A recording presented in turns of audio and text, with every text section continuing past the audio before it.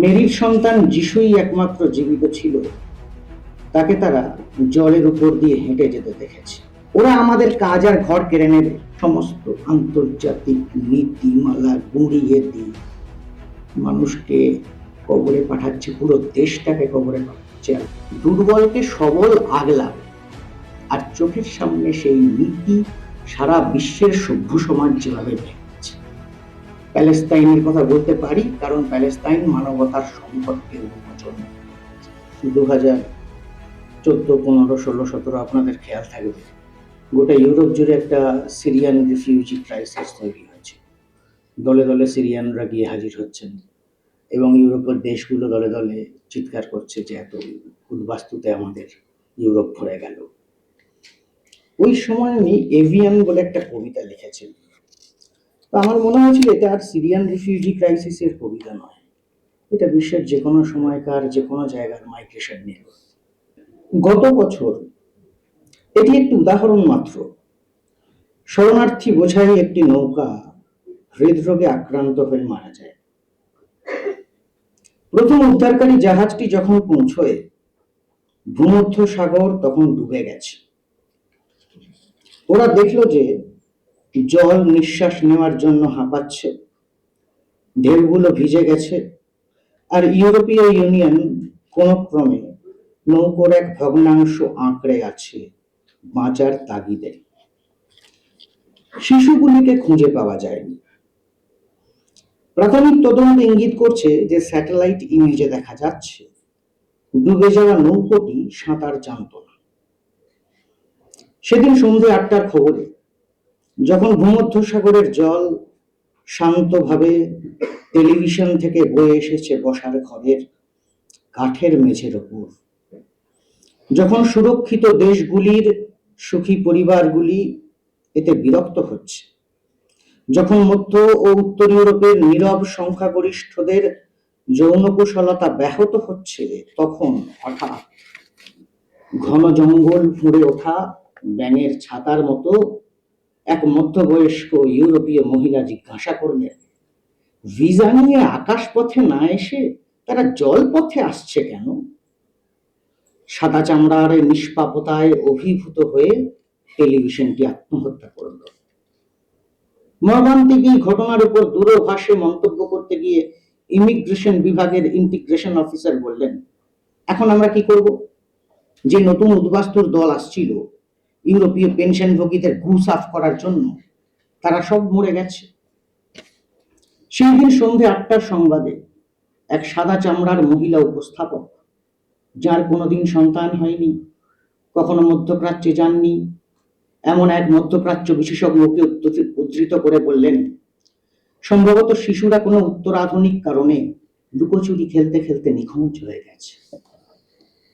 মেরির সন্তান যিশুই একমাত্র জীবিত ছিল, তাকে তারা জলের উপর দিয়ে হেঁটে যেতে দেখেছে। পাদটিকা 1। ওরা আমাদের কাজ আর ঘর কেড়ে নেবে, ওরা আমাদের নারীদের প্রলুব্ধ করবে, ওরা আমাদের দরিদ্রদের জন্য বরাদ্দ সম্পদ দখল করে নেবে, ওরা আমাদের মধ্যে দুষ্কৃতী আর গুপ্তচরদের অনুপ্রবেশ ঘটিয়ে দেবে, সমাজকে অস্থিতিশীল করবে, তাকে ভেঙে দেবে। ওরা দেখতে খারাপ, ওরা রোগ বহন করে, ওদের মানদণ্ড ভিন্ন, ওদের সংস্কৃতি অন্যরকম, ওদের নৈতিকতা অদ্ভুত, ওরা কখনো আমাদের সঙ্গে মিশতে পারবে না। পাদটিকা 2। পাদটিকা 1-এ যা যা বর্ণবাদী শব্দ আছে, সেগুলো তথাকথিত সাম্প্রতিক উদ্বাস্তু সমস্যার জন্য নয়, অর্থাৎ সিরিয়ান উদ্বাস্তু প্রসঙ্গে নয়। বাস্তবে এগুলি পাশ্চাত্য মিডিয়াগুলি ব্যাপকভাবে ব্যবহার করেছে ইহুদি উদ্বাস্তুদের যন্ত্রণা বর্ণনা করার জন্য, যারা জার্মানি এবং অস্ট্রেলিয়া থেকে এসেছিলেন, যারা নাজিদের হাত থেকে পালানোর চেষ্টা করেছিলেন দ্বিতীয় বিশ্বযুদ্ধের ঠিক আগের সময়টা। পাদটিকা 3। 1938-এ 32টি দেশ এভিয়ান সম্মেলনে একত্র হয় জার্মানি এবং অস্ট্রিয়া থেকে আসা ইহুদি উদ্বাস্তু সমস্যা নিয়ে আলোচনা করতে। আমেরিকা আলোচনা শুরুর আগেই তাদের বার্ষিক উদ্বাস্তু কোটা বাড়াতে অস্বীকার করে। ব্রিটেন পরিষ্কার জানায় যে যুক্তরাজ্য উদ্বাস্তুদের দেশ নয়। উপস্থিত সব দেশই তাদের নিতে অস্বীকার করে। 13ই জুলাই নাজি সংবাদপত্র ভোকিসের বেওবাক্টের বিজয় গর্বে লেখে, ওদের কেউ চায় না। আমার মনে হয় নিবন্ধটি স্বয়ং অ্যাডলফ হিটলার লিখেছিলেন।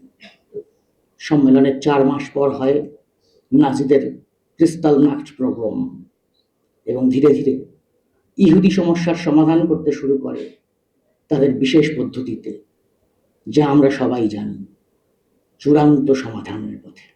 একসময় ইহুদিদের উপরে নির্যাতনে অন্যান্য বিশ্বের অংশ মুখ বুঝেছিল যতক্ষণ না তাদের নিজস্ব অর্থনৈতিক স্বার্থে ঘাত লেগেছে। ঠিক সেভাবেই আমরা দেখছি আজকে এই প্যালেস্তাইন সংকটের সময় রোল বদলে গেছে, বিশ্বের ভূমিকা বদলে গেছে। আমার সঙ্গে বেশ কিছুদিন আগে, হয়তো মাস 10-12 আগে হবে, জার্মান ডিপ্লোম্যাটের দেখা হয়েছিল। তাকে আমি স্পষ্টভাবেই জিজ্ঞেস করি যে আপনাদের এই অন্ধ ইসরায়েল সমর্থন কেন? তিনি প্রশ্নটা উড়িয়েই দিলেন, যেন এটা কোনো প্রশ্নই নয়, যে ইসরায়েল নিয়ে আমাদের কোনো নেই, মানে বিতর্কের অবকাশ নেই। এলাম, কিন্তু আপনারা তখন ইতিহাসের ভুল পথে ছিলেন। ইতিহাসের ভুল পথে থেকে তখন জার্মানি যে ইহুদি নির্যাতন করেছিল তা গোটা বিশ্বের আমাদের কাছে একটা স্মৃতি হয়ে আছে, সারা বিশ্বে, সারা জীবনের জন্য। তারপর তো জার্মানি সেই ভুল শুধরে নিয়েছে, তারপর তো জার্মানি সেই ভুল শুধরানোর অনেক চেষ্টা করছে। এখন কি জার্মানি এটুকু বুঝতে পারছে না যে ওরা যারা তখন ভিকটিম ছিল, সেই ভিকটিমদেরকে দেখিয়ে এখন অন্য কেউ যারা আসলে শাসক, তারা ভিকটিম সাজার চেষ্টা করছে? আপনারা তখনও ভুল পথে ছিলেন, এখনো ভুল পথে আসছেন। সেই ডিপ্লোম্যাট এই বিষয়ে আর কথা বলারনি, বলেন যে আমরা ডেমোক্রেসি পছন্দ করি, আপনার বিরোধী মতকে সম্মান জানাই, কিন্তু আমাদের সরকারের অঙ্কে বিশ্বাস করি না। চোখের সামনে একটা দেশকে, একটা ছোট দেশকে আরেকটা অসীম শক্তিধর অস্ত্রশালী দেশ, আরো অসীম শক্তিধর অস্ত্রশালী দেশের প্রত্যক্ষ সমর্থনে দিনের পর দিন চোখের সামনে সমস্ত আন্তর্জাতিক নীতিমালা গুঁড়িয়ে দিয়ে মানুষকে কবরে পাঠাচ্ছে, পুরো দেশটাকে কবরে পাঠাচ্ছে, আর গোটা দেশ তথাকথিত সভ্য দুনিয়া চুপ রইল। জার্মানি, ফ্রান্স, কে রইল না। পরের দিকে আমরা দেখলাম ক্রমশ কিছু কিছু ছোট ছোট দেশ, তারা আস্তে আস্তে এই তথাকথিত গ্লোবাল নর্থ এর বিরুদ্ধে গ্লোবাল সাউথের যে ভয়েস, সেইটা তুলে ধরার চেষ্টা করা শুরু করে।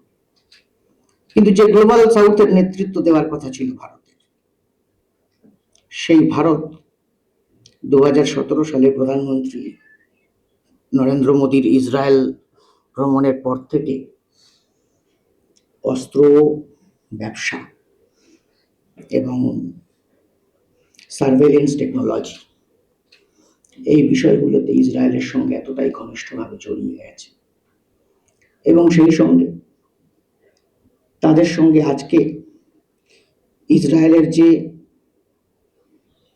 তত্ত্বগত মিল মুসলিম বিদ্বেষের, অর্থাৎ ব্যবসা, অর্থনীতি, মিলিটারি ব্যবসা, এবং সেই সঙ্গে আদর্শগত মিল, এই দুটো মিলে তারা ভারতের যে ঐতিহাসিক, আমি কি বলবো, একটি প্রতিশ্রুতি বলতে পারি, অ্যান্টি কলোনিয়াল প্রতিশ্রুতি, কলোনিয়ালিজমের বিরুদ্ধে লড়াই করে ভারত স্বাধীন হয়েছে, সমস্ত অ্যান্টি কলোনিয়াল লড়াইকে ভারত স্বাধীনতার সময় থেকে সমর্থন জানিয়েছে। সেই প্রতিশ্রুতি ভেঙে ভারত তো তার পলিসি পুরোপুরি চেঞ্জ করে নিল, এবং সেক্ষেত্রে তারা সবসময় যুক্তি দেখাচ্ছে শক্তির, অস্ত্রের, অর্থাৎ প্র্যাকটিক্যাল, মানবতা নেই। অথচ ভারতের মূল যে বিষয়টা ছিল প্যালেস্তাইন প্রসঙ্গে, সেটা কিন্তু ছিল মানবতার প্রসঙ্গ। ভারত প্যালেস্তাইনের পক্ষে ছিল, এবং সেটা মানবতার প্রশ্ন ছিল, সেটা কোনো দেওয়া নেওয়ার প্রশ্ন ছিল না। প্যালেস্তাইনের থেকে ভারতের কিছু পাওয়ার ছিল না, প্যালেস্তাইনকে ভারতের দেওয়ার ছিল। কেন? কারণ ভারত বড়, প্যালেস্তাইন ছোট। বড় ছোটকে দেখবে, এইটাই, এই নীতির ভিত্তিতেই পৃথিবীতে ধর্ম চর্চা হয়েছে। সমস্ত ধর্মের মূল ধর্ম হচ্ছে এই, যে দুর্বলকে সবল আগলাবে। আর চোখের সামনে সেই নীতি সারা বিশ্বের সভ্য সমাজ যেভাবে ভেঙেছে, তাতে একটা জিনিস পরিষ্কার, যে কিছুদিন আগে পর্যন্ত ন্যায় নীতির যে মুখোশটুকু তারা রাখার চেষ্টা করতেন, তথাকথিত সভ্যতা বনাম অসভ্যতার লড়াই সারা পৃথিবীকে খাওয়ানোর জন্য, সেই মুখোশের তাদের আর প্রয়োজন হচ্ছে না। ওই মুখোশটা ছাড়াই তারা কাজ করতে পারেন, কোনো তত্ত্বকথার কোনো প্রয়োজন হচ্ছে না। ফলে এই বর্তমান পরিস্থিতিতে এই ধরনের ছোট ছোট মানুষের উদ্যোগ নিয়ে এই কথাটাই লাগাতার তুলে যাওয়া ছাড়া মানবতার কথা কোনো রাষ্ট্রশক্তি বলবে না, গণশক্তিই বলবে। সুতরাং মানুষের যা ছোট ছোট সামর্থ্য, সেই নিয়ে ওই যে সেই গানটা ছিল না, একের হাত পারে না শিকল কারা ছিঁড়তে, কিন্তু লাখে লাখে দুটি হাত মিললেই একসাথ। তো আমরা যদি ধারাবাহিকভাবে প্যালেস্তাইনের কথা বলতে পারি, প্যালেস্তাইনের কথা বলতে পারি কারণ প্যালেস্তাইন মানবতার সংকটকে উন্মোচন, প্যালেস্তাইন দেখিয়ে দিয়েছে কোনো রাষ্ট্রের উপর ভরসা করা যাবে না, কোনো শক্তির উপর ভরসা করা যাবে না। একমাত্র মানুষই রাস্তায় নেবে, সরকারকে মুখ খোলাতে পারে, সরকারের পলিসি পরিবর্তন করতে পারে, বা সরকারকে ছুঁড়ে ফেলতে পারে।